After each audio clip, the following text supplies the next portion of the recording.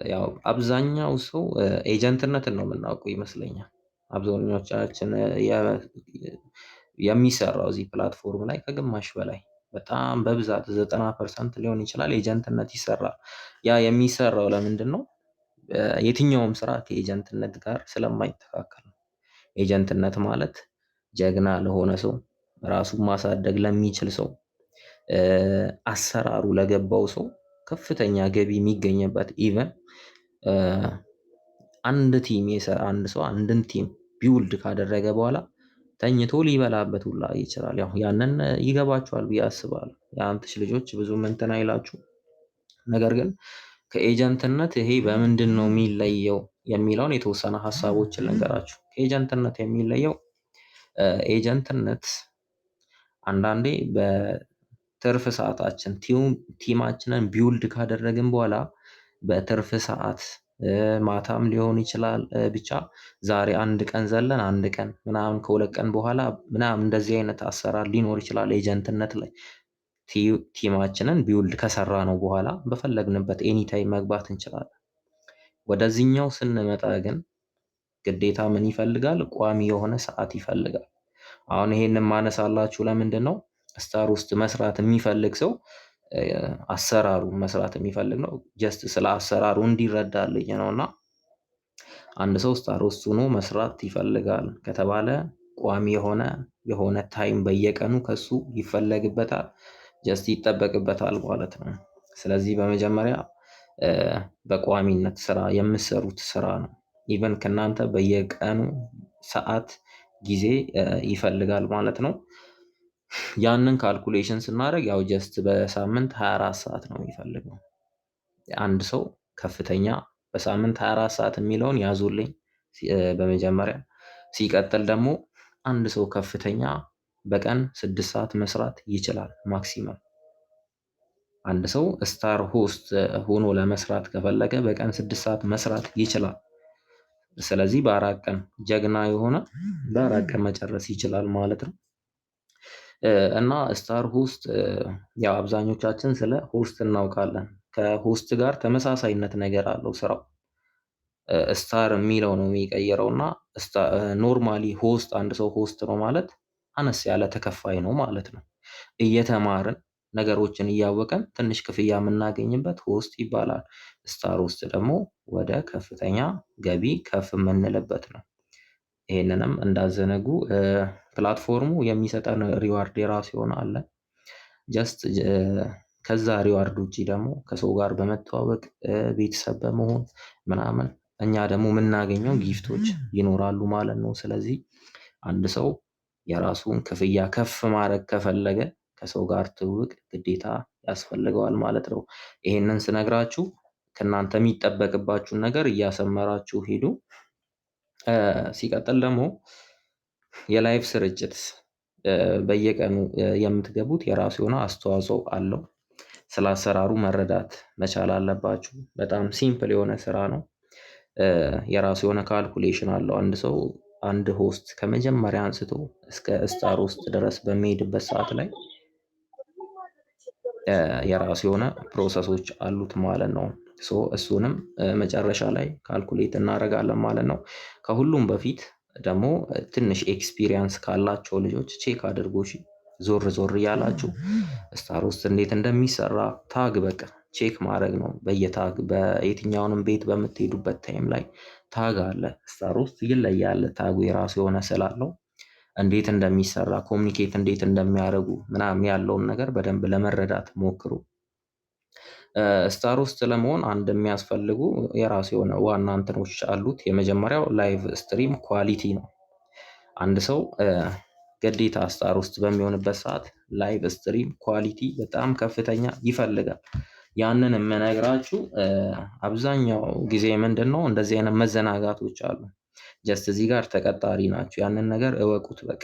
አንድ ሰው ተቀጥሮ የሆነ ቦታ የሆነን ስራ በሚሰራበት ታይም ላይ ግዴታ ከሱ የሚጠበቁ ነገሮች አሉት የትም ቦታ ላይ። እዚህ ላይ ደግሞ የሚፈልጉ የመጀመሪያው የስልካችሁ ካሜራ አሪፍ መሆን አለበት።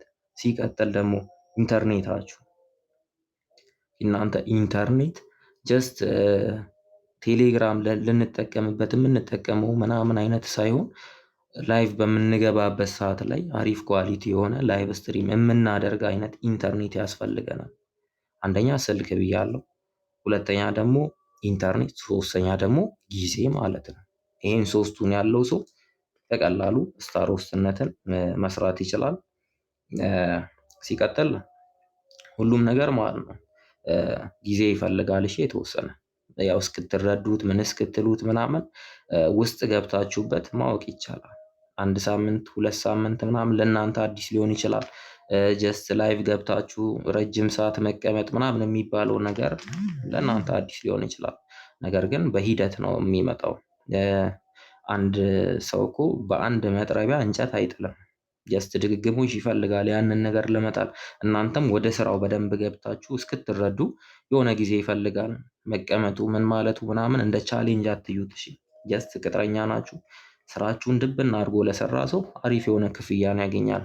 ግን አላማ ይኑራችሁ የራሱ የሆነ በቃ መግባት አለብኝ መስራት አለብኝ ካላችሁ ኢቨን ጠዋት አይደለም ማታ በምተኙበት ሰዓት ላይ በእንደዚህ አይነት ሰዓት እሰራለሁ በእንደዚህ አይነት ሰዓት እሰራለሁ የሚለውን ካልኩሌሽን የራሳችሁን ማውጣት ግድ ነው።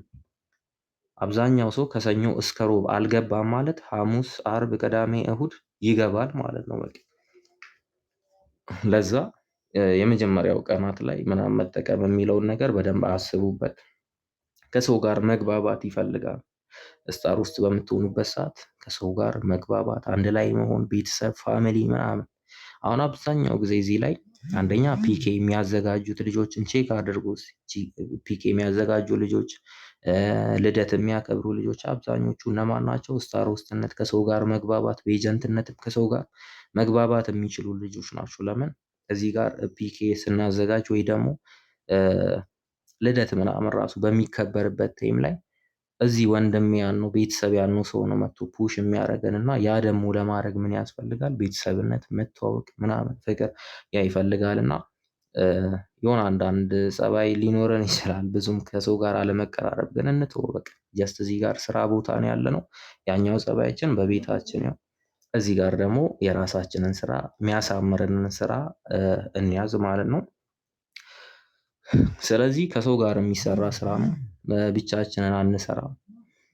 አንድ ሰው ብቻውን ቢሮጥ ረጅም መንገድ ሊሮጥ ይችላል፣ ነገር ግን ይሰላቻል። ከሰው ጋር ሆነን በህብረት በምንሮጥበት ታይም ላይ ግን ቀስ ብለን ልንሮጥ እንችላለን፣ ግን መሰላቸት የሚባል ነገር የለውም።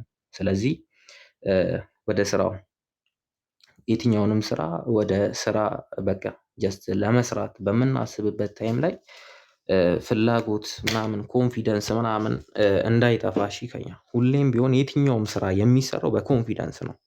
ጀስት አንድ ሰው ሰርቶታል እኔ መስራት እንዴት ያቅተኛል የሚለውን ነገር በልባችን ውስጥ እናስገባ። ፍላጎት ከሌለ የትኛውም ነገር መስራት ለእኛ ዳገት ነው የሚሆንብን። የሚገርማችሁ እኔ የሆነ ጊዜ እንደዚህ ስራ ውጪ ላይ ምናምን ለመስራት ፈልጌ የሆነን ሰው አማከርኩት።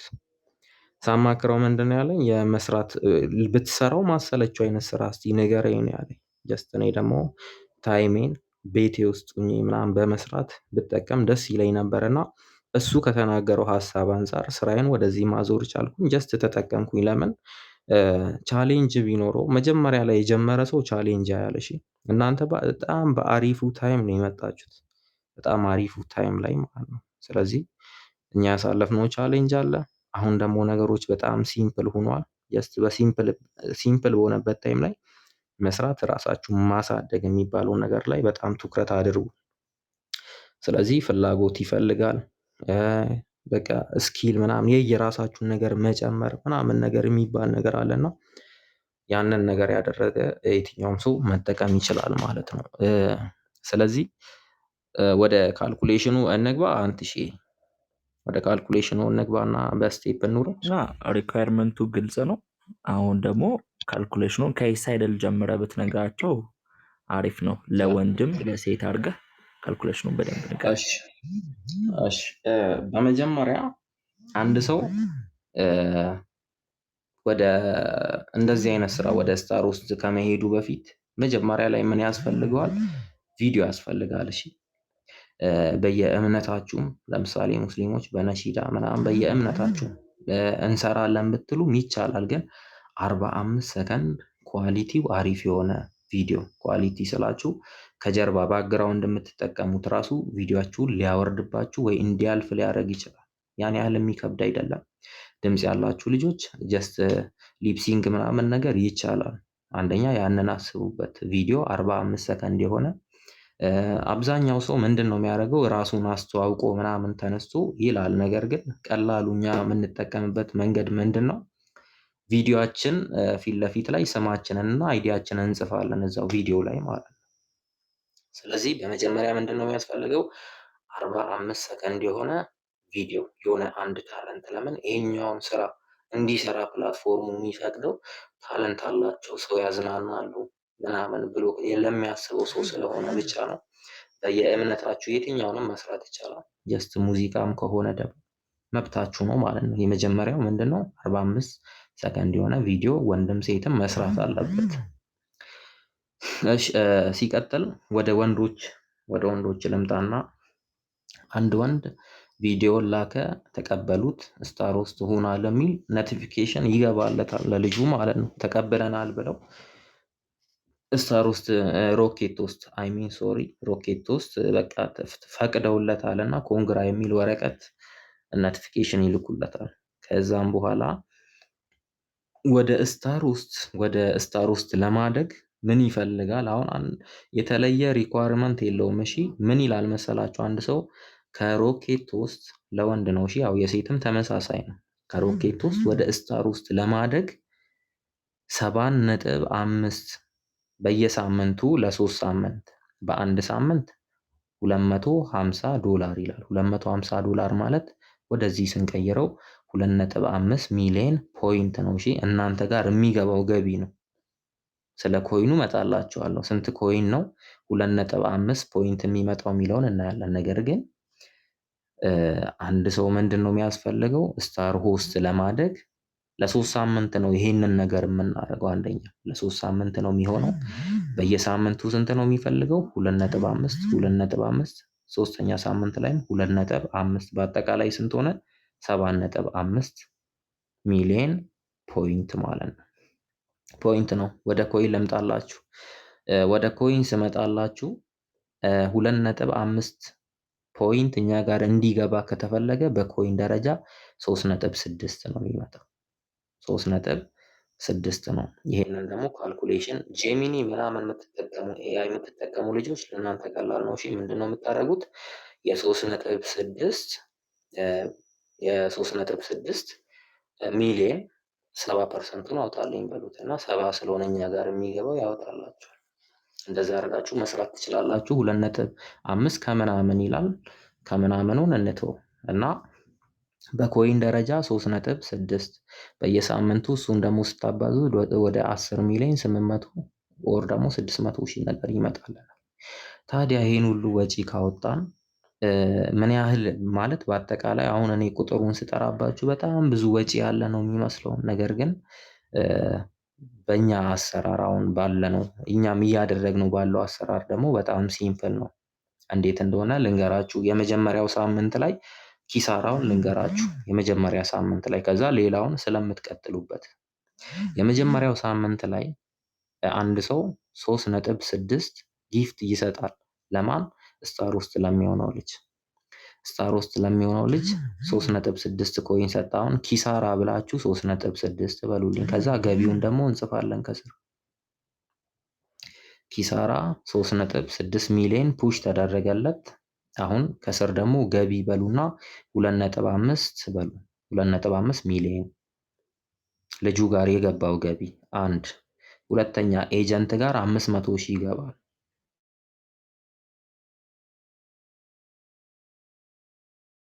ደመርኩት ያ ወጪ 3.6 ሚሊዮን። እሺ 3.6 ሚሊዮን ወጪ ካላችሁ በኋላ ገቢ ላይ 2.5 ሚሊዮን ትሉና ፖይንት ልጁ ጋር የሚገባው ፖይንት ኤጀንት ትሉልኝና 500 ሺህ ኤጀንት ጋር ደግሞ 500 ሺህ ይሄዳል። ለምን? የ2.5 ፖይንት 20% ነው የሚሆነው። በፖይንት ሲሆን 20% ነው የሚሆነው። 500 ሺህ ኤጀንት ሱፐር ያ ኤስ ላይ ባለው ነው። እሺ ከዛ ካልኩሌሽን የምናደርገው ያኛውን መከፋፈሉ ደግሞ ቪዲዮም እየተሰራበት ስለሆነ ሲምፕል ነው። ከዛ አንድ ላይ ስንት ሆነ? 3 ሚሊዮን ሆነ። ነገር ግን ሮኬት ውስጥ በምንሆንበት ሰዓት ላይ ይህን ያህል ጊፍት ሲሰጠን ፕላትፎርሙ 8 ሰዓት ከሰራን በቀን ሁለት ሰዓት ነው የሚፈቅድልን። እስከ ሐሙስ ድረስ ከሰራን 8 ሰዓት ይሆናልናል። 8 ሰዓት ስንሰራ 2.5 ፖይንት ማግኘታችንን ፕላትፎርሙ ስለሚያውቅ 250,000 ሪዋርድ ይሰጠናል። እሺ 250,000 ስለዚህ 3.6 ሚሊዮን ሲቀነስ 250,000 ሲቀነስ ኤጀንት ጋር የገባው 500,000 ሲቀነስ 250,000 ፕላትፎርሙ ይሰጣል። ይሄ በሚሆንበት ሰዓት ላይ ስንቀንሰው 350,000 ብቻ ኪሳራ ይሆናል ማለት ነው። የመቼው? የመጀመሪያው ሳምንት።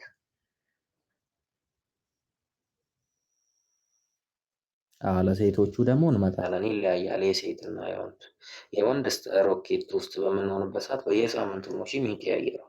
በየሳምንቱ ስለሚቀያየር ነው። ስለዚህ 350,000 በመጀመሪያው ሳምንት ኪሳራ የወንድ። አሁንም ሁለተኛ ሳምንት ላይም ይሄው ነው የሚደገመው።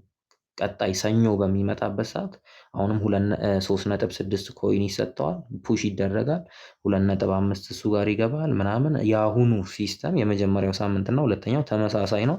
አሁንም ሁለተኛ ሳምንት ላይ 350,000 ኪሳራ በሉልኝ።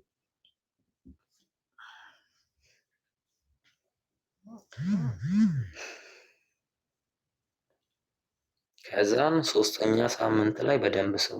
አሁን ኪሳራችንን ዝቅ የምናደርግበት ታይም መቼ ነው? የሶስተኛ ሳምንትም 3.5 እንዳይመጣብን ማድረግ ይቻላል። በዜሮ መውጣት ይቻላል ማለት ነው። እንዴት ነው እሱን ደግሞ የምንሰራው? አንድ ሰው ሶስተኛ ሳምንት ላይ ሲደርስ ማለት ነው ጀስት ራሱን ለስታር ሆስት ነው ማዘጋጀት ያለበት። በእርግጥ አንድ ሳምንት ይቀርበታል፣ አንድ ሳምንት ፑሽ ይቀርበታል። ነገር ግን ምንድነው የምናደርገው? የመጀመሪያው ወዲያውኑ ምን እናደርጋለን? ልጁ ሰአቱን 6 ሰዓት መስራት ይጀምራል። እሺ ሶስተኛ ሳምንታችን ላይ 6 ሰዓት ነው የምንሰራው። ፕላትፎርሙ የሮኬት ውስጥ 2 ሰዓት ብቻ ነው የሚቆጥርልን። ነገር ግን እኛ 6 ሰዓት ነው መስራት ያለብን፣ ዝም ብለን ማለት ነው። 6 ሰዓት ሰርተን ላይቫችንን ሰርተን ሐሙስ በሚደርስበት ሰዓት ላይ 2.5ቱ ሐሙስ ነው ፑሽ የምናደርግ። የመጨረሻው ሳምንት ላይ ሰዓታችንን እንደጨረስን 2.5 ፑሽ ሲደረግልን ፕላትፎርሙ ልክ ቅድም እንደተባባልነው ይሰጠናል አይደል? ይሰጠንና ኪሳራችን 350,000 ይመጣብናል ኪሳራችን። ነገር ግን ሐሙስ ዕለት ወዲያው እንደጨረስን ሪፖርት እናደርጋለን። ጨርሻለሁ ስንል አርብ ዕለት ስታር ውስጥ የሚል ታግ ይሰጠናል። ስታር ውስጥ የሚል ታግ በሚሰጠን ሰዓት ላይ ሰዓታችንን መስራታችንና ለመስራታችንን ነው ቼክ የሚያደርገው። የሮኬቱን እሱ አያውቀውም። እዚህ ጋር ስታር ውስጥ ታጉን እንደሰጠን የዚህን ሳምንት ሰዓት ሰርተዋል እንዴ ብሎ ነው የሚያዩት። እኛ ደግሞ አስቀድመን 6 ሰዓታችንን ሰርተን ስለነበረ 400,000 ሪዋርዱ ሙሉውን ይሰጠናል ማለት ነው።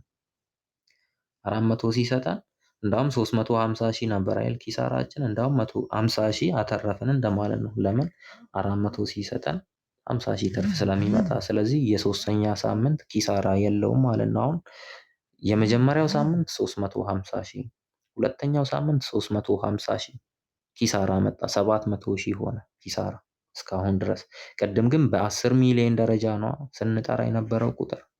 እዚህ ጋር ግን 700,000 ብቻ ሆነ ኪሳራ ማለት ነው። ነገር ግን የወንድ ልጅ 700,000 ብቻ ሳይሆን ኪሳራው 900,000 ነው የሚመጣው። 900,000 ደግሞ የሚመጣው እንዴት ነው? አንድ ሰው 100,000 ዊዝድሮ በሚያደርግበት ሰዓት ላይ 97,500 ሆኖ ነው የሚመጣው። 97,500 ሆኖ ነው የሚመጣው። ያ ማለት 2.5 ተቆራጭ አለ ማለት ነው። እቺ 2.5 ከ100,000 ምናልባት ትንሽ ይመስላል። ነገር ግን ወደ አካውንታችን የገባውን ፖይንቶችን ነው ዊዝድሮ የምናደርገው። ስለዚህ ወደ አካውንታችን የመጣውን ፖይንቶች ምን ያህል ናቸው የሚለውን ማየት እንችላለን። አንደኛ በአጠቃላይ የሶስቱ ሳምንት 7.5 ገባ እንበል። 7.5 ሚሊዮን ኤጀንታችሁ ጋር የሄደው 500 ሺህ 3 ዙር ስለሆነ 1.5 ነው እሱ ራሱ 9 ሚሊዮን የ9 ሚሊዮን 400 ሺህ መጨረሻ ላይ ያገኘነውን እንኳን ብንተው ወይ ፕላትፎርሙ ከሚሰጠን ጋር በአጠቃላይ በቃ ወደ 10 ሚሊዮን ነው የሚሆነው። የ10 ሚሊዮን 2.5 አይደል ኪሳራ ያልነው? ለምን 97,500 ስለሆነ የ10 ሚሊዮን 2.5% ስንት ነው ብለን በምናወጣበት ሰዓት ወደ 200 ሺህ ምናምን ይጠጋል። አየህ፣ ይሄኛው ኪሳራ ለአንድ ሰው ሲሆን እኮ ቀላል ይመስላል። ነገር ግን በመቶ ሺህ ኮይን ስናየው ቀላል ነው። በሚሊዮን ደረጃ ሲሆን ግን ኪሳራ አለው የራሱ የሆነ። ስለዚህ እሱን ወደ 200 ሺህ የሚጠጋ ስለሚሆን አጠቃላይ 700 ሺውን ከፍ እናደርጋለን። የዊዝድሮ ሲደመር 200 ሺህ 900 ሺህ ያ ማለት በብር ስንቀይረው $90 እንደማለት ነው። የወንዶችን ጨረሰን። ከዚህ በኋላ እንደውም የመጀመሪያው ዙር ላይ ፑሽ አይፈልግም። እሺ ቀጣዩ ሳምንት ላይ ሰዓቱን ብቻ ሰርቶ ሪሲቭ ማለት ይችላል። በቃ የወሩ መጨረሻ አይሁን እንጂ ችግር የለውም።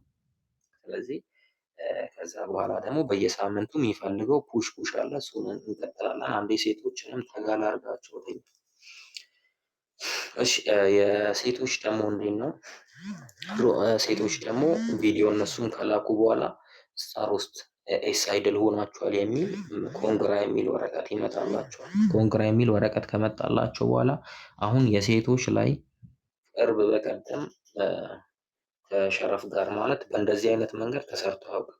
ግን ከሸረፍ ጋር ስናወራ ኪሳራው ትንሽ ከወንዶች በላይ ሆኖ ነበር። ወደ 1 ሚሊዮን መጥቶ ነበር። ግን ወደ 800 ሺህ ያወረድንበትን መንገድ ልንገራችሁ።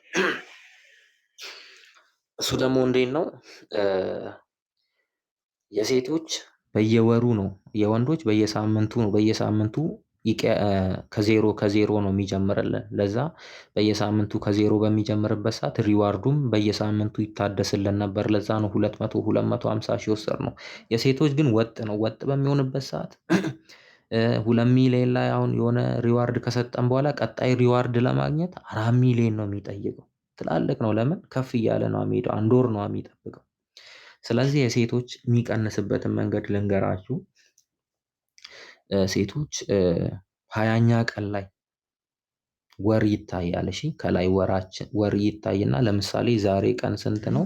25 ነው የሴቶች ዛሬ በፈረንጅ 25 ነው። ወር ለመቀየር ስንት ቀን ነው የሚቀረው? በዚህኛው ወር እስከ 31 ስለሆነ 6 ቀን። አሁን በዚህ ቀን ምናምን ቢሆን ምርጥ ነው። በቃ ከ20 ቀን አንስቶ ያለውን ቀን ነው የምንጠቀመው። ከዛ እንዴት ነው የሚሆነው? ቀኑን እናይና 20 ቀን ምናምን በሚሆንበት ሰዓት ላይ ፑሽ እናስደርጋለን። 2.5ቱን ፑሽ እናደርጋለን። 2.5 ፑሽ በሚደረግበት ሰዓት ላይ የሴቶች ደግሞ የሚሰጠው ሪዋርድ አለ። በ60 ሺህ እያደረገ ይደምረዋል። በ60 ሺህ እያደረገ ይደምረውና 30ኛ ቀን ላይ ምን ያደርግልናል? እንደ ወንዶች ከዜሮ ይጀምራል። እንደ አዲስ ማለት እኛ ፑሽ እያደረግን ነው ያለነው እዚህ ጋር።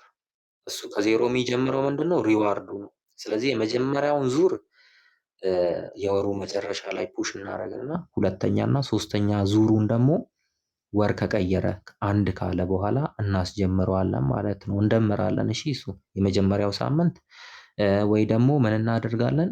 የመጀመሪያው ሳምንት እና ሁለተኛው ሳምንት የመጀመሪያው ይሄኛው ወር ላይ እንዲያልቅ አድርገን ሶስተኛው ሳምንት አንዷ ዙር ደግሞ በቀጣዩ ላይ እንዲሆን ከሁለቱ አንዱን ነው የምንጠቀመው። እሺ የወሩ መጨረሻ ለክተን ማለት ነው። እሱ ካልኩሌሽን ያው ጀስት ኤጀንታችሁ ምናምን ስለሚያውቅ እሱ ካልኩሌሽን ስለሚመራችሁ ያን ያህል አያስቸግርም። እና ያ በሚሆንበት ሰዓት ላይ የሚሰጠን ሪዋርድ ሁለቴ ነው። የዚህኛው ወር እና የቀጣዩ ወር ያ በሚሆንበት ሰዓት ላይ በአጠቃላይ ወደ 600 ሺህ ነው ኪሳራ የሚሆነው። ዊዝድሮ ሲደረግ የሚጨመረው 200 ሺህ ጋር 800 ሺህ አካባቢ ነው የሚመጣው። የሴቶች ደግሞ በአንድ ወር ውስጥ ልጨርስ ካላችሁ በአንድ ወር ወጥ አንድ ወር ልጨርስ የምትሉ ከሆነ 1 ሚሊዮን ይሆናል ወጪያችሁ። ነገር ግን የወሩን መጨረሻ ጠጋ እስኪል ጠብቄ አንዱን ሳምንት ወደዛኛው አዞረዋለሁ የምትሉ ከሆነ ወደ 800 ሺህ ይወርድላችኋል ማለት ነው። ስለዚህ የወንድ ወጪ 900 የሴት 800 ይሆናል ማለት ነው። ከዛ በኋላ ግን በየሳምንቱ እናንተ የሚፈልገው ጊፍት አለ። ከዛ ስታር ውስጥ እንዳትወርዱ። ያንን ጊፍት እስካገኘ ድረስ እናንተ ሁሌም ቋሚ የሆነ ክፍያ ፕላትፎርሙ ደግሞ የሚሰጥ ሪዋርድ አለ። ያንን ደግሞ እንዴት ነው የምናገኘው ካላችሁ ልንገራችሁ። በመጀመሪያ እንደ ህጉ ከሰኞ እስከ አርብ ድረስ በምትችሉት አይነት አቅም ፒኬ እየተጫወታችሁ ሰው እያዝናናችሁ ፈን ማድረግ ከሆነ ፈን፣ የሆነ ታለንት ካለ ታለንት፣ ከሰው ጋር መግባባት ራሱ ትልቁ ታለንት ነው። ያንን እያረክ እስከ አርብ ድረስ ቼክ ታደርጋለህ የሰራከው። እስከ አርብ ድረስ ቼክ ታደርግና ያው መጀመሪያ አካባቢ ይከብዳል። የተወሰነ ጊዜ በኋላ ሊቀላችሁ ይችላል። አብዛኛውን ራሱ ለራሳችሁ ልትጨርሱት ትችላላችሁ። እስከ አርብ ድረስ ቼክ ካደረጋችሁ በኋላ ምንም አታገኙ ከሆነ ቅዳሜ ዕለት ከኤጀንታችሁ ጋር ትነጋገራላችሁ ማለት ነው። ያ እንዴት ነው የሚሆነው? የእናንተ ኤጀንት እዚህ ጋር ላይጠቀም ይችላል። እሺ እናንተ በደንብ እስክትተዋወቁ ድረስ ምናምን እናንተን ተጠቃሚ አድርጎ እሱ እናንተ ብሎ ጀስት ተጎጂ ነው እሺ ሊሆን የሚችለው። ስለዚህ ይህን አሰራር ራሱ ሊፈቅድላችሁ የሚችል ኤጀንት ጀስት እውነት በጣም አሪፍ እንትን በሚሆንበት ሰዓት ነው መግባባትም ምናምን እና እዚህ ደግሞ ያው ሁሉም ስለሚያሰራችሁ ልንገራችሁ ብዬ ነው። እሱን እንዴት ነው የሚሆነው? ለምሳሌ በየሳምንቱ 1.4 ኮይን ጊፍት ቢሰጣችሁ ወይ ደግሞ እናንተ ብትቀያየሩ በኮይን ደረጃ ልውሰድ እና ለምሳሌ 1.4 ኮይን አላችሁ እንበል እናንተ በሌላ አካውንት 1.4 ሚሊዮን ኮይን ጊፍት ወደ ራሳችሁ ሲላክ ስንት ይመጣል? እናንተ ጋር 1 ሚሊዮን ሆኖ ነው ፖይንት ላይ የሚገባው። ነገር ግን እዚህ ጋር ወጪያችን ስንት ነው? 1.4 ነው። ኮሚሽን ደግሞ ኤጀንታችሁ ጋር 200 ሺህ ይገባል። ያ 200 ሺህ ኤጀንታችሁ ለእናንተ ተመላሽ አድርጎ ሲይዝላችሁ 1.2 አገኛችሁ እንበል። ነገር ግን እዚህ ጋር የወጣው ስንት ነው? 1.4። ስለዚህ እንዴት ነው የሚሆነው? 400 ሺህ ፕላትፎርሙ በሚሰጥ 400 ሺህ ነው። እሺ በየሳምንቱ የሚሰጣችሁ 400 ሺህ ሲሰጣችሁ የቀረውን 200 ሺህ ቅድም አውጥታችሁ የነበሩ ላይ ይመለስና 200 ሺህ ይዛችሁ ትወጣላችሁ ማለት ነው። ያው ጀስት ያ $20 ነው። $20 ደግሞ ማባዛት ነው በ187 መሰለኝ አሁን ላይ እየተሸጠ ያለው አይዶን ነው። 150 ይወርዳል 187ም እና ያንን በምታባዙበት ሰዓት ላይ ጀስት ወደ 3500 ብር ምናምን አካባቢ ይመጣላችኋል ማለት ነው በየሳምንቱ። ያ ማለት ምንም ነገር ጊፍት ሳታገኙ የምትወጡ ከሆነ ነው። ነገር ግን ከሰው ጋር መተዋወቅ ካለ ምን ካለ ሰው ለእናንተ የሚገለብጥላችሁ ከሆነ አንድ ሰው 400 ሺህ ወስዶ መውጣት ይችላል ማለት ነው። ያ ማለት $40። ያ ትንሽ ጊዜ ሊወስድባቸው ይችላል ከሰው ጋር መተዋወቅ እስኪኖር ድረስ። ነገር ግን በጣም ሲምፕል ነው። ሌላው ደግሞ ኢቨን ታለንት በጌም ምናምን ታለንት ያለው ሰው በጌም አንዳንድ ሰው እንትን ማድረግ ይችላል። ያን ያህል እስክታውቁት ድረስ ወደ ጌሙ አልመራችሁም፣ ግን እንደዛ በማድረግ ቋሚ ክፍያ ማግኘት ይቻላል ማለት ነው። የሚያስፈልጋችሁን ነገር ማሟላት የምትችሉ ልጆች ብትጠቀሙበት ደስ ይለኛል። ነገር ግን እዚህ ጋር ልጨምርላችሁ የምፈልገው አንድ ነገር አለ። የመጀመሪያው ምንድን ነው? እዚህ ጋር የምታገኙት $20 በየሳምንቱ ያ በቂ ነው ብላችሁ አይምሯችሁ ላይ እንዳትስሉት። ማርያምን ነው የምላችሁ። ራሳችሁን ቼክ አድርጉ። እኔ በምንድን ነው ፐርፌክት መሆን የምችለው በየትኛው ነው ብላችሁ ራሳችሁን አስቡና ከሰው ጋር በመግባባት ምን በማለት በተለይ ይሄ ጌም ምናምን ጊፍት ጌም የሚያገኝ ሰው ጋር ቤተሰብ በመሆን በማስገልበጥ ምናምን ክፍያችሁን አንደኛ ከፍ ለማድረግ ሞክሩ። ያንን ማድረግ የሚችል ሰው ይጠቀማል። በጣም ይኸው ከዚህ በፊት የጀመሩ ልጆች በጣም ተጠቃሚ ስለሆኑ ነው የምነግራችሁ ከኛም ጭምር ማለት ነው። ሲቀጥል ደግሞ ሁለተኛ ያንን ከሰው ጋር ትንሽ እንትን ማለት አልችልም፣ ግን የሆነ ማኔጅ ማድረግ ላይ እችላለሁ የምትችሉ ልጆች ደግሞ በሌላ አካውንት ኤጀንትነትን ብትሰሩ በጣም እመክራችኋለሁ። ከኤጀንት የመሰለ የበለጠ ስራ የለም። ኢቭን እኔ በሌላ አካውንት ኤጀንት ነኝ። ኢቨን አሁን ቢ ሳልገባ አልቀርም መሰለኝ በሌላ አካውንት እና እዚህ ከማገኘው ይልቅ በኤጀንትነት በጣም ነው ምረካው። ለምን እዚህ ጋር እኔ የሆነ ነገር አሁን ለምሳሌ የሆነ ላይቭ ያለመግባት ሲቹዌሽን ቢደርሰኝ እንትን የተቋረጠ ማለት ነው ገቢ። በኤጀንትነት ግን ሲሆን ቁጭ ብለህ ይከፈልሃል እና ያው የሁለቱን አሰራር ለመረዳት ሞክሩት። እሺ የሁለቱ አሰራር ለመረዳት ሞክሩት።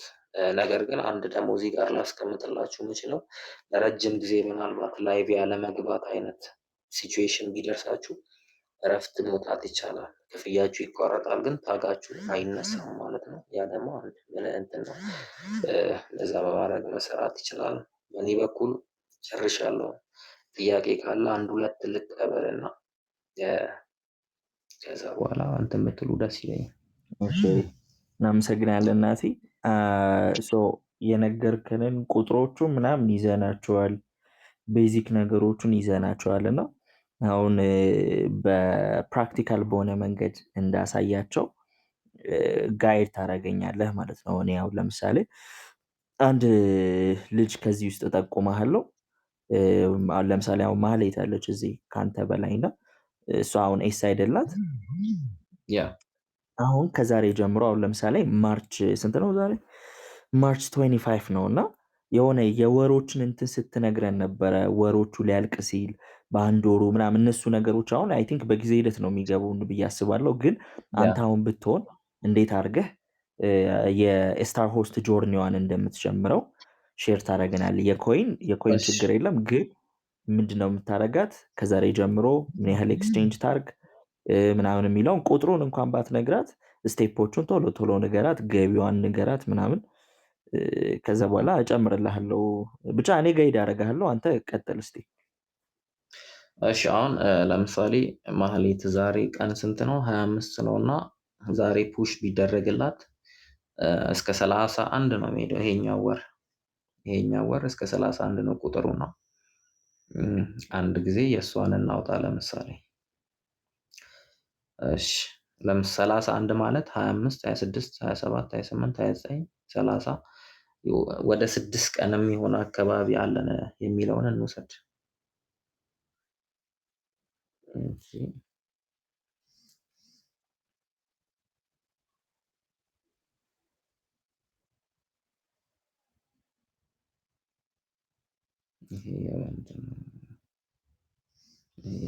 እሺ በጣም አሪፍ። እሺ አሁን ማህሌት ለምሳሌ ዛሬ የመጀመሪያው ሳምንት ፑሽ ቢደረግላት ጀስት ቀጣይ አንድ የሚሆነው ወደ ሐሙስ አካባቢ ወይ ሮብ አካባቢ መሰለኝ፣ ሮብ ወይ ሐሙስ ስለሚቀይርልን ያን ያህል አያሳስብም። ለምን ቀጣዩ ሳምንት ላይ ወሩ ስለሚቀየርልን ማለት ነው። እና አንደኛ 6 ሰዓት መስራት ትችላለች፣ 12 ሰዓት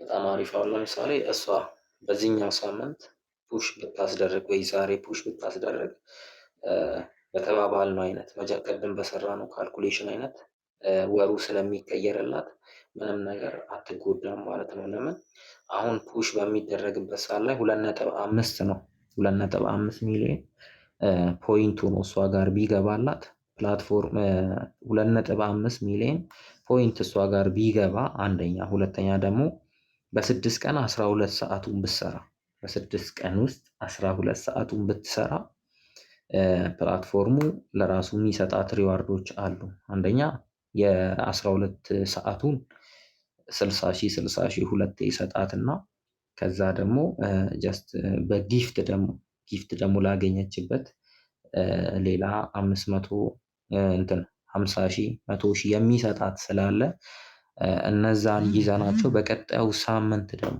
በቀጣዩ ወር በሚቀየርበት ሰዓት ላይ ከቀየረ በኋላ ደግሞ ከምትሰራቸው ሰአቶች አንፃር ተጎጂ አትሆንም ማለት ነው። ስለዚህ ገብታ ብትሰራበት ይቻላል። ከዛሬ ጀምሮ መስራት ትችላለች። ማሂ ግን ቀን አትስጪ። ለምን 6 ቀን ግዴታ መስራት አለብሽ። 6 ቀን ማለት ነው ወሩ ሳይወጣ 6 ቀን ግዴታ መስራት አለብሽ ለሁለት ሰዓት።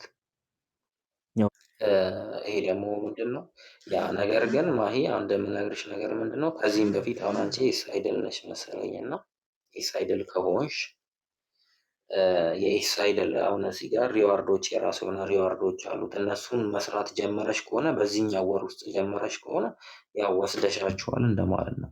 ነገር ግን ምንም ነገሩ ካልወሰድሽ ነው ምሰሩ ምንም ነገር ወስደሽ ካልሆነ በዚህኛው ወር ማለት ነው። ኦኬ ናቲ፣ እሺ አዲስ መንዝ ላይ ጀመሩ እንበልና 2.5 ፈርስት ሪሲቭ አረገች። ከዛ ሁለተኛውም ሳምንት ተመሳሳይ ነው አይደለ? ከወንዶቹ ጋር እሱንም ተመሳሳይ አደረግን። ያው ፖይንቱ ተመሳሳይ ነው። ፖይንት ማለት እነሱ ጋር 2.5 አይደል ሆኖ የሚገባው 7%።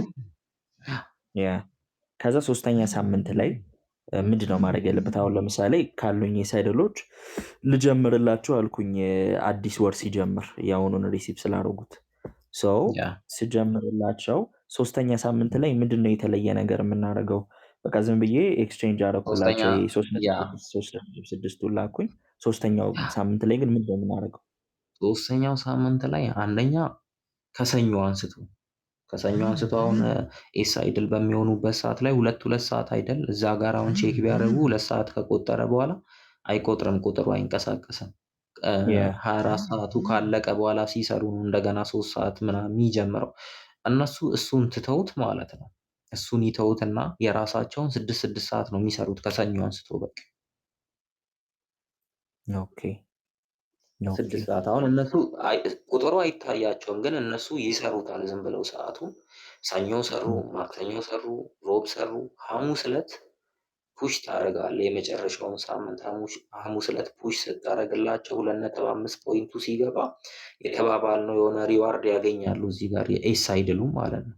ኖርማል የኤስ አይድሉን ካገኙ በኋላ ሪሲቭ እንዳሉ ሪፖርት ታደርጋለህ አንተ ወዲያው ሐሙስ ዕለት ማለት ነው። ወዲያው አይደል ሪሲቭ የሚሉት ሪፖርት ስታደርግ ጨርሰዋል፣ ሶስቱንም ሳምንት ጨርሰዋል ስትል በ24 ሰዓት ውስጥ ነው ታግ የሚሰጣቸው። ስታር ሆስት የሚል ታግ ይቀይርላቸዋል በ24 ሰዓት ውስጥ።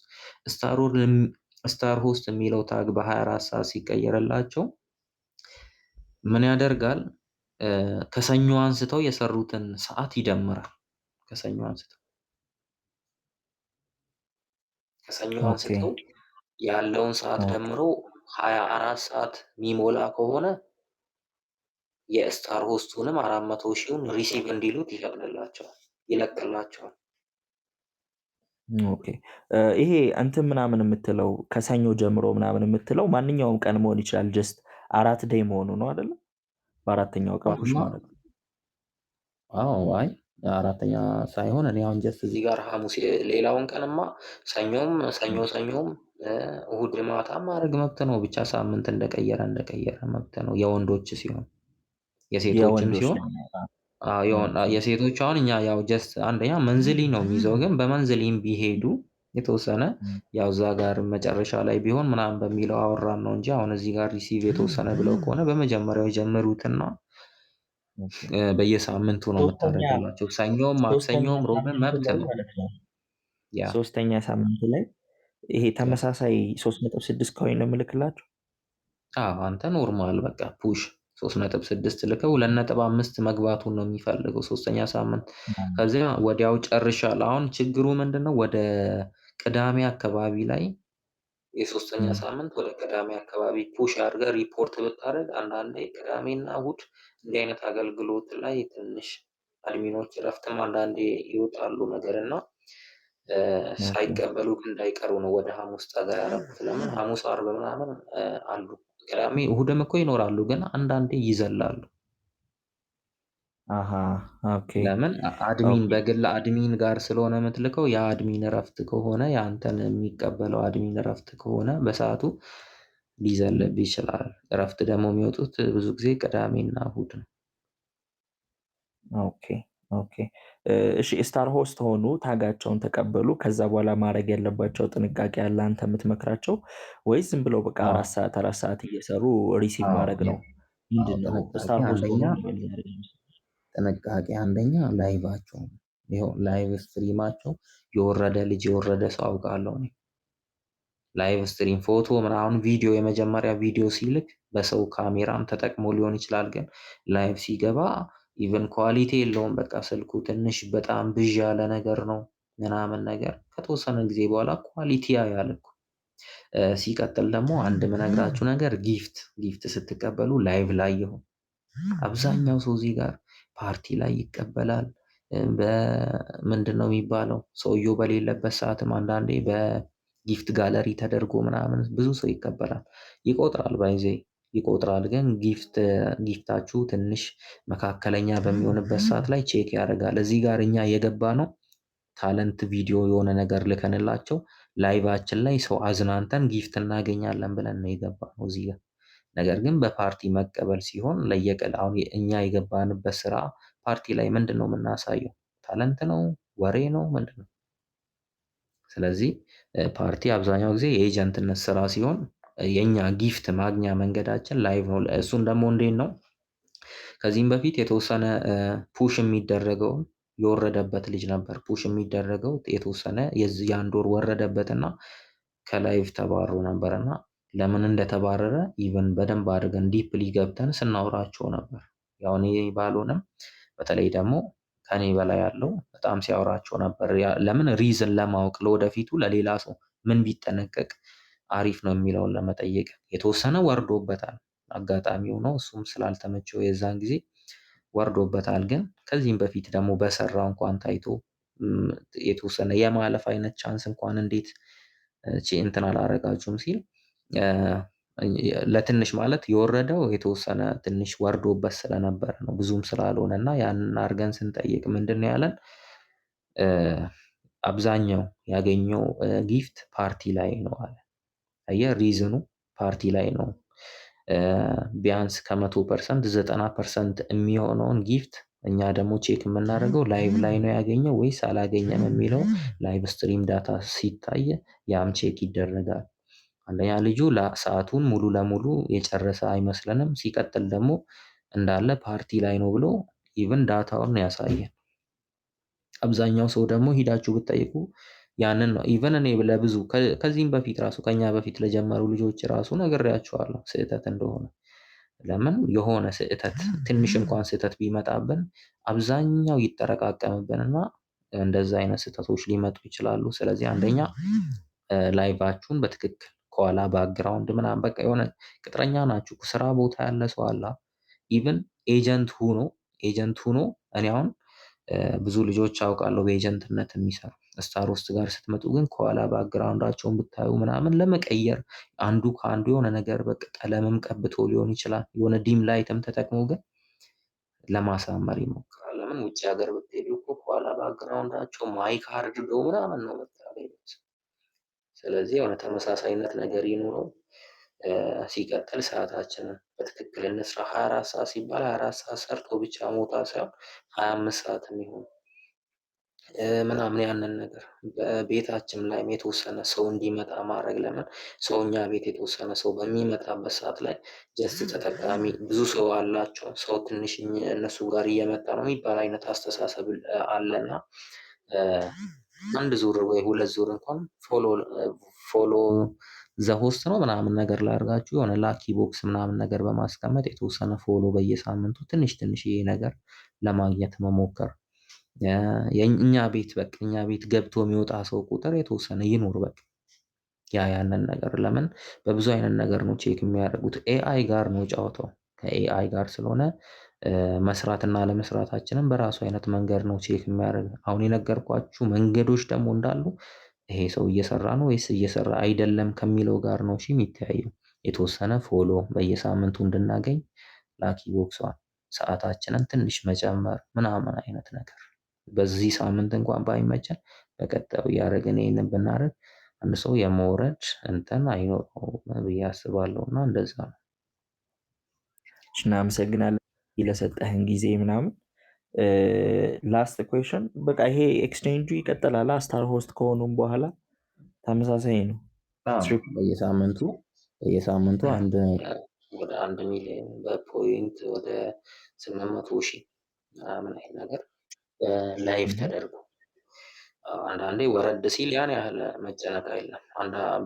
ለምሳሌ አንድ ከምናምን ምናምን ካገኘ በቀጣዩ 700 800 ምናምን ብንሰጠው ግዴታ ምናምን ይሄ ነው ቁጥሩ የሚባል ነገር የለም። እሺ ቁጥሩ ኦኬ። ይሄ ነው ተብሎ ቋሚ የለውም። በቃ እም፣ እኔ አሁን የሆነ ሰዓት 1 ሚሊዮን ምናምን ከምናምን ስሰጠው በቀጣይ 650 ምናምን ከዛ የሆነ ሰዓት ከፍ ዝቅ ምናምን ማለቱ ያን ያህል የሚያስጨንቅ ነገር የለም። ያሳያቸዋል ስፔሲፊካሊ ምን ያህል ፖይንት እንደሚያስፈልጋቸው። ምን ያህል ነው የሚያስፈልጋችሁ የሚል የለውም። በቃ በገስ ነው የሚሰራው። አንዱን አድሚን ስትጠይቅ ሌላ ሀሳብ ነው፣ የአንዱ አድሚን ሌላ ሀሳብ ነው። ይሄን ያህል አንዱ ካለ አንዱ ቀንሶ አንዱ ጨምሮ ማለት ይሄ ነው የሚል ቁጥር እንደሌለው እነሱም ይነግሩሃል። ኦኬ ኦኬ። ለምሳሌ ግዴታ ይሄኛውን አልሞላህም ወይ ሞልተሃል የሚል ታግ የለውም። እሱ የሚሰጥህ ስታር ሆስት ስትሆን ጊፍት ስለአገኘህ አይደለም የሚሰጥህ፣ ሰዓትን ስለሰራ ይሰጣል። ነገር ግን ጊፍቱን ደግሞ ይጠብቅሃል ማለት ነው፣ መውረድና ለመውረድ። ለምሳሌ አንድ ሰው ከተጠየቀው 24 ሰዓት ውስጥ 12 ሰዓቱን ከሰራ 150 ሺህ ይለቅልሃል፣ ሪሲቭ በል ይልሃል። 150 ሺህ እም፣ 150 ሺውን ሪሲቭ ትላለህ። በአጠቃላይ 18 ሰዓት ስትሰራ 100 ደግሞ ይለቅልሃል። 100 ሪሲቭ ትላለህ። የመጨረሻ 24 ሰዓት ስትሞላ 150ውን ሪሲቭ በል ይልሃል። ይሄ ሪሲቭ የምንለው ግን ጊፍት ከፈለግን መጀመሪያ ላይ አገኘን፣ መጨረሻ ሪሲቭ ካልን በኋላ ማገኘን እሱ ችግር የለውም። ኦኬ። ግዴታ ጊፍት ስለተሰጠን ሳይሆን አንድ ሰው ከወሰደ ምናምን በኋላ ይሄ ያለበትንም ምናምን የተወሰነውን ኤክስቼንጅ ምናምን መደራረግ መብቱ ነው። እና ግን ከኤጀንት ጋር በኤጀንት በሚመቸው አይነት መንገድ ነው ያለበት ግዴታ። እሺ እናመሰግናለን ናቲሻ። መጀመሪያ ይህን ሁሉ ሰዓት ኢነርጂህን ወስደን ታይምህን ወስደን ምንም እንትን ሳትል በደንብ ስላብራራህልን በጣም እናመሰግናለን። ከዚህ የተሻለ ደረጃ ላይ ደርሰህ ከዚህ 10 እጥፍ 20 እጥፍ ገቢ እያገኘህ ደግሞ መተህ ኤክስፔሪየንስህን ሼር እንደምታደርገን እናምናለን። ነገር ግን እኔ በሙሉ በሱፐር ቲምም በእኔም ስም በጣም አመሰግናለሁ። በጣም ሰች ሃምብል ሰው ነህ ካወቅኩ ጊዜ ጀምሮ። እግዚአብሔር ያለ ይጨምርልህ ከዚህም በላይ እና እናመሰግናለን ለሰጠህን ጊዜ። ፎሎ አድርጉት እሺ። እሺ የኔ ናቲ አባት፣ በደንብ እሺ የኔ አባት፣ እኔም በጣም አመሰግናለሁ። ያው እኔም መርጣችሁ ያው ሱፐር ቲምም ነኝ። አንተ ያው ከድሮም አንስተህ ወደ እኔ ታዳላለህ በእርግጥ ነገር ግን እኔም ብለህ ኤክስፒሪየንስ ያው ጀስት ሼር ምናምን መደራረጉ ደስ ይላል። ለወደፊቱም ደግሞ ያው በቤተሰብነት በፋሚሊነት ላይ ለሚሰራው ፎሎ አድርጉኝ ምናምን ነገር ቤተሰብ ሆኑ። አሪፍ ቤተሰብ ሆናችኋለሁ። ጥያቄም ሲኖራችሁ ኤኒታይም እሺ፣ ኤኒታይም እሱን ብቻ አትጠብቁት። ጥያቄም ካልገባችሁ ጠይቁ። ያው ላይቭ በመሆንበት ሰዓት ላይ መልስላችኋለሁ ማለት ነው። እሺ። ቴንኪዩ ናቲሻ። መልካም እሺ የኔ ምሽት ይሆንልህ። እሺ፣ እሺ። እሺ የኔ አባት ሁላችሁም አመሰግናለሁ። እናመሰግናለን በሉት ኮሜንት ላይ። ሁላችሁም እናመሰግናለን። በጣም ጥሩ በጣም ጥሩ። ሰው እሺ የዛሬ የኔ አባት ኢቨንታችን ይሄ ይመስላል። ስላገኘኋችሁ ደስ ብሎኛል። ኔክስት ዊክ በተመሳሳይ ሰዓት ላይ እንገናኛለን ማለት ነው። መቼ? ሮብ ዕለት 2 ሰዓት እዚህ ቤት ሁሌ ኢቨንት አለ። አንዳንድ ሰዓት ላይ ደግሞ ሌላ ቀን ኖርማል ሚቲንጋችን ይኖራል ማለት ነው። ስለዚህ ሁሌ የእኔ ቤተሰብ የሆናችሁ ሰዎች ማን ነው ያበራው? ሚዩት አድርጉ እንጂ ትልቅ ሰው አይደላችሁ? እሺ የእኔ ቤተሰብ ከሆናችሁ ላግዛችሁ የምችለው ነገር ወይ ላይቭ ስትገቡ ሼር ካረጋችሁልኝ ወይ ደግሞ ፓርቲ ላይ ማታ 1 ሰዓት ላይ እየመጣችሁ ስትጠይቁ ነው። እና ማታ ፓርቲ ላይ 1 ሰዓት ላይ ሁሌ አትቅሩ። ሮብ ግን 2 ሰዓት ነው ፓርቲ የሚጀምረው። 2 ሰዓት ላይ ከጀመረ በኋላ እንደዚህ የተለያዩ ሰዎች እየመጡ ኤክስፔሪየንሳቸውን ሼር ያደርጉናል። ሳምንታዊ ስልጠናችን ሮብ ብቻ ነው። ከዛ ውጪ የሌላ ቤተሰብ የሆናችሁ ሰዎች በቃ ሮብ ብቻ ነው ለማለት ነው። ኦኬ ስላገኘኋችሁ ደስ ብሎኛል። አይሆፕ ሪከርድ ካለ ፖስት አደርግላችኋለሁ ዩቲዩብ ላይ። ትንሽ ኮንፊውዝ የሚያደርጋችሁ ነገር ካለ ምናምን ራሳችሁ እያያችሁ እንትን እንድትሉ። መልካም ምሽት ይሁንላችሁ። ደህና ደሩ ጋይስ። ፓርቲውን አበራላችሁና እኔ እወጣለሁ። አዲስ ሰው ካለ ምናምን ህሊና ታግዛችኋለች። ኦር ደግሞ ሌላ ኤጀንት ካለ ሼር ያደርጋችኋል። ከስርም ቤት አላለች እንትን ላብራላት። ፕራይም ፊራ እናመሰግናለን። ኤምሲ ሆኖ ሲያገለግለን ነበርና ፊራ ቴንኪው እያላችሁ ኮሜንት ላይ ጻፉልን።